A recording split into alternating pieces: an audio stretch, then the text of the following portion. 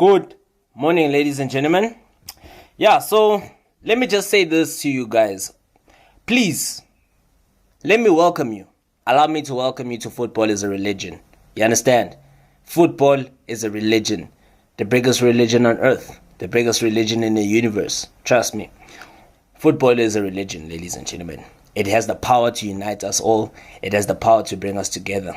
That's why I say, let us unite and let us change the world. You understand?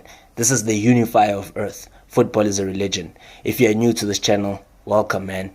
Please don't forget to like, share, and subscribe. And please, you understand? Let us enjoy this journey together, man.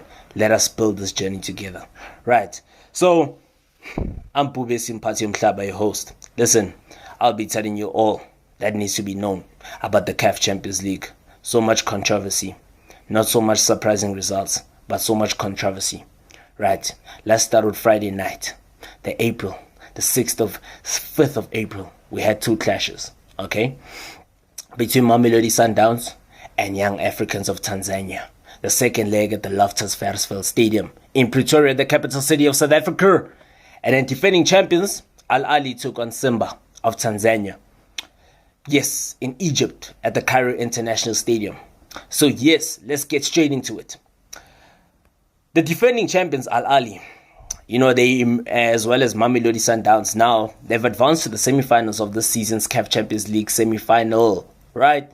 After securing victories against Tanzanian sides, Simba, as well as Young Africans, respectively, on Friday evening. Controversially, right? Al Ahly defeated Simba by 2-0. In their quarterfinal second leg at the Cairo International Stadium in Cairo, courtesy of second half goals from Ahmed El Solia as well as Karaba, right? The win actually secured a comfortable 3-0 aggregate victory for the Egyptian side, whereas at Loftus Versfeld Stadium in Pretoria, Sundowns sneaked past the stubborn Young African side. After winning a penalty shootout, following a goalless draw over both legs. So yeah, Sundowns prevailed by 3-2 in the penalty shootout, with the South African goalkeeper Ronwen Williams emerging as the hero once again after saving 2 spot kicks. So Williams continues to make a name for himself as a penalty shot stopper following his heroics at the 2023 AFCON African Cup of Nations. Aziz was denied a clear goal, right? It seems like there's foul play happening here. Brown envelope. So what do you guys think? Do you think that the brown envelope will help Sundowns win the tournament? Perhaps yes, because Aziz, the Burkina Faso man, jersey number 10 of Young Africans, scored a brilliant goal, a brilliant, spectacular goal. And you could tell that the whole circumference of the ball had crossed the line. The whole circumference of the ball had crossed the line. So how was that not given? Why didn't the referee go and consult with VAR? Why didn't the referee go and check the VAR? Why not? Why? I'm asking, why not? Williams, yes, he famously saved 4 penalties in South Africa's quarterfinal victory over Cape Verde. He then saved, 2 penalties in the third place playoff win against the Democratic Republic of the Congo. And the last 2 quarterfinal clashes, we'll see Angola's, Angola's Pedro Atletico de Luanda played host to TP Mazembe in the Democratic Republic of Congo, whereas Cote d'Ivoire's ASEC Mimosas welcomed Esperance of Tunisia, right? So both ties, were evenly poised, and let's just say, in the semifinals, let's just say this, man. Apparently, Young Africans have lodged a complaint with regards to that, thinking that they were unfairly robbed a goal. And I say they were. Sundowns were nowhere near their best. Young Africans did so well to close down all those spaces. They didn't allow Mamelodi Sundowns to play. They did not allow them the time and the space to actually, have that sort of freedom that they often enjoy in the Premier Soccer League, right? And give credit to Young Africans. They were clearly robbed. By all means, they were robbed. Let's just continue. And then we even saw the Tunisian side, Esperance, again, they secured a spot in the semi-finals of the TotalEnergies CAF Champions League after defeating Ivorian club ASEC Mimosas by 4-2 in a dramatic penalty shootout on Saturday evening. So the second leg of the quarterfinal encounter in the Ivorian capital of Abidjan saw both teams deadlocked in a goalless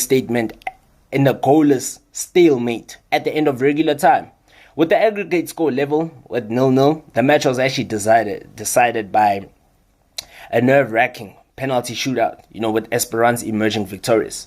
And with a goalless draw in both legs, Esperance emerged victorious in the penalty shootout, with goalkeeper Amanala, Memish making crucial saves again, denying Christian Kouame as well as Safu Darasuba, sealing a 4-2 triumph over ASEC Mimosas.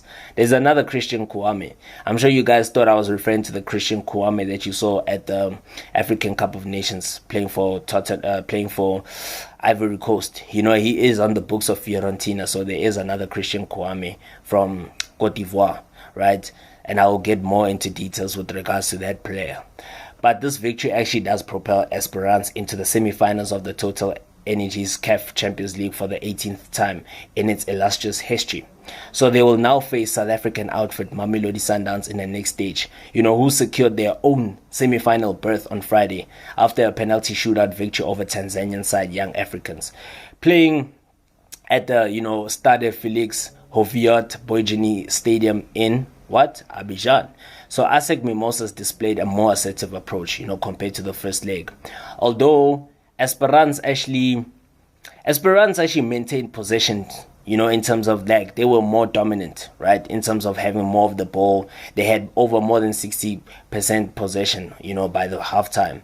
But then, on the other hand, in due contrast, ASEC Mimosas actually created some dangerous opportunities, However, the unfortunate reality with ASEC Mimosas is that those efforts failed to ignite the match significantly. Anthony Trabai, tries defensive error almost cost ASEC Mimosas dearly, but it was, due to a last-ditch effort, which actually saved the day, right? And similarly, Esperance, their defense also faced a moment of panic, but Memesh's defensive intervention prevented the visiting side from actually going down, so it was that type of game where there were a lot of errors, but luckily they were not too costly, or we could just say that those errors just went unpunished, right? And even Esperance, they approached the second half with some renewed determination. We saw with Osama Bogera as well as Rodrigo squandering chances, in quick succession, respectively, right? Those are very, very good chances for Esperance to actually emerge victorious in this particular encounter.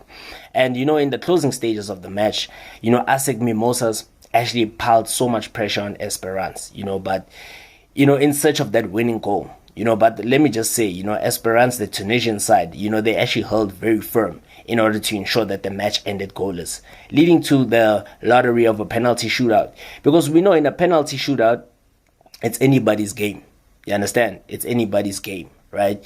So give credit, the hero of the night was the Esperance goalkeeper Memish, who actually proved to be the hero, right? He proved to be decisive during the shootout. He saved the second as well as the third penalties by Kofi as well as Tirasuba, Meanwhile, some of the Esperance players successfully converted all penalties to actually secure their place in the semi-finals, with their eyes set on continental glory.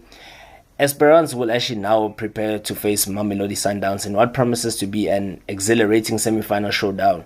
And I'm not sure if Sundowns' semi-final berth, is at a threat due to the fact that Young Africans lodged a complaint stating that they were clearly robbed. And I agree they were, but I'm not sure if CAF will do anything to resolve that particular crisis, that particular case, Remember, CAF is actually owned by...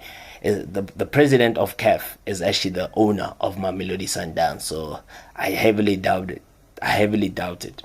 But look, it will be an exhilarating semi-final showdown in the semi-finals of the CAF Champions League between Esperance as well as Mamelodi Sundowns. We will actually look for, let's just say, we will actually look forward to a much scintillating encounter between both sides. Both sides actually come into this semi-final, will be coming into the semi-final with a huge pedigree, right?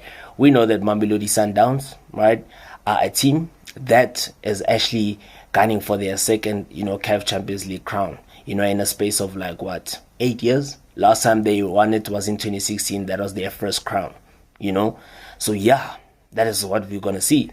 And Also, on the other hand, we also saw TP Mazembe advancing into the semi-finals by stunning Pedro in Luanda to actually advance to the semi-finals.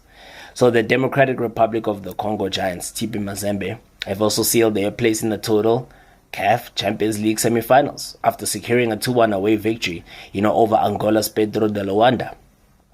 So remember, it was a goalless stalemate, in Lubumbashi. And let's just say Jonathan Toro's opener was almost enough to actually send the Angolan outfit, to their second ever, total CAF Champions League, semi-finals. But, TP Mazembe came out as a rejuvenated side, They came back from the recess to actually turn the match upside down away from home. It was as expected, the Angolan champions, they took control of the match in the opening stages with attacks from the middle through skillful Pedro Miguel, who actually pulled the strings for the host. But the opener came in the 9th minute, after their danger man, Jonathan Toro's well-struck volley went inches over the bar, much to the relief of, the visitors, TP Mazembe. But the forward did make amends in the 29th minute, with a well-taken strike, on the half-hour mark to actually give the home side the lead.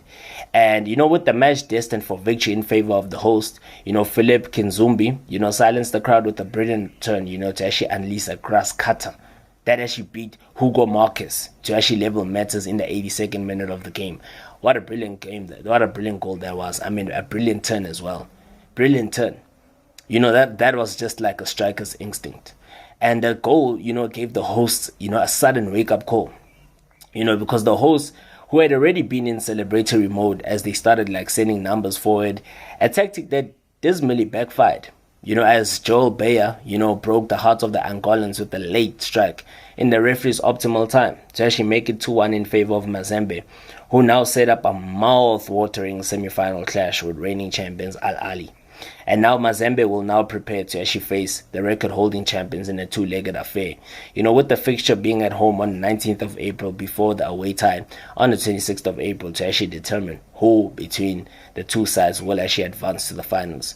So it's that particular thing, right? It's that thing of not taking your chances, underestimating your opponent that actually did cost, Pedro de Luanda the game. It's that particular issue. Because if you underestimate your opponents and you take things for granted, then you will be punished. Because that's the thing about Pedro de Luanda. They squandered so many opportunities. They didn't make their dominance count. And that's the problem. If you don't make your dominance count, then you will be punished for it. And you will pay the price. And that's exactly what happened. TP Mazembe pulled out a surprise. Something that I also never saw coming, But it's football.